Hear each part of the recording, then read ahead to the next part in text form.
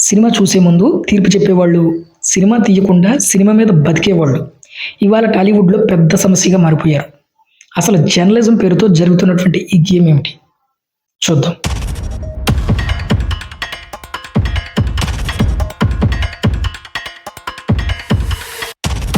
Cinema అనే ప్రపంచం చాలా విచిత్రమైంది.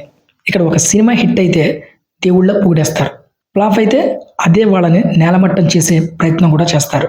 కానీ అసలు సమస్య ఏంటంటే సినిమా మీద బతుకుతూ సినిమా మీదే విషం చిమ్మే కొందరు వ్యక్తులు ఉన్నారు. వాళ్ళు తమను తాము జర్నలిస్టులు అని పిలుచుకుంటారు. కానీ నిజంగా చూస్తే వాళ్ళకి సినిమాకి సంబంధించి ఒక్క డిపార్ట్మెంట్ గురించి పూర్తి అవగాహన అస్సలు ఉండదు. డైరెక్టర్ అంటే ఏమిటో, స్క్రీన్ ప్లే ఎలా పనిచేస్తుందో, ఎడిటింగ్, మ్యూజిక్, సినిమాటోగ్రఫీ, ఈ కళల వెనుక ఉన్నటువంటి కష్టం ఏమిటో ఇవన్నీ కూడా వాళ్ళకి తెలియాల్సిన అవసరం లేదు. లేకపోయినా కనీసం ఆ కళను గౌరవించే సంస్కారం కూడా ఉండాలి కదా! కానీ కొందరు పని మాత్రం చాలా సింపుల్. ఒకరి దగ్గర డబ్బులు తీసుకుని వేరొకరి మీద విషం చిమ్మటం. ఇదే జర్నలిస్ట్ ముసుగులో జరుగుతున్నటువంటి సైకోయిజం. సినిమా తీసే దర్శకులను చూస్తే వాళ్ళు ఒక ఐడియాను బలంగా నమ్ముతారు. ఆ నమ్మకాన్ని స్క్రీన్ మీద పెట్టడానికి ప్రయత్నం చేస్తారు. కొన్నిసార్లు ఆ ఐడియా ప్రేక్షకుల హృదయాల్లో పేలిపోతుంది. కొన్నిసార్లు పనిచేయదు. ఉదాహరణకు దర్శకుడు హరీష్ శంకర్‌ని తీసుకుందాం.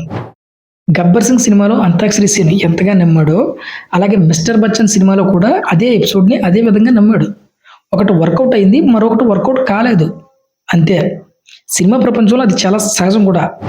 పూరి జగన్నాథ్ గారి దగ్గర నుంచి చూస్తుంటే ఇండియన్ సినిమాని ఏలినటువంటి శంకర్ వరకు ప్రతి పెద్ద దర్శకుడు వాళ్ళ కెరీర్‌లో ఎన్నో అప్ అండ్ డౌన్స్ చూసే ఉంటారు. కానీ వాళ్ళు అక్కడ ఆగిపోలేదు కదా! వాళ్ళు తమను అప్డేట్ చేసుకుంటూ ముందుకు వెళ్తూ ఉంటారు. కొత్తగా ప్రయత్నిస్తారు. అదే నిజమైన క్రియేటివిటీ కూడా. కానీ జర్నలిస్టుల ముసుగులో ఉన్నటువంటి కొంతమంది ఉంటారు కదా! జర్నలిస్టులు అని పేరెట్టుకుని. వాళ్ళు సినిమా రిలీజ్‌కు ముందే తీర్పులు చెప్పేస్తూ ఉంటారు.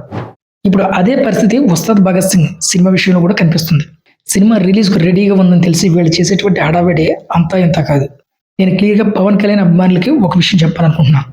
కల్ట్స్ రెడీగా ఉండండి. రాత్రికి రాత్రే కొత్త ఫ్యాన్ అసోసియేషన్స్ కూడా పుట్టుకొచ్చేస్తాయి. అంటే 'రణ్వీర్ సింగ్ ఫ్యాన్స్ అసోసియేషన్' అని, 'ఇండియన్ సినిమా పేపర్స్' అంటూ కొత్త కథలు కూడా మొదలెడతాయి. సినిమా చూడకపోయినా, ఒక ముక్క హిందీ అర్థం కాకపోయినా సినిమాకి ఎలివేషన్స్ కూడా ఇవ్వడం మొదలుపెట్టేస్తూ ఉంటారు. కలెక్షన్స్‌కి యాడ్ ఆన్స్ వచ్చేస్తాయి.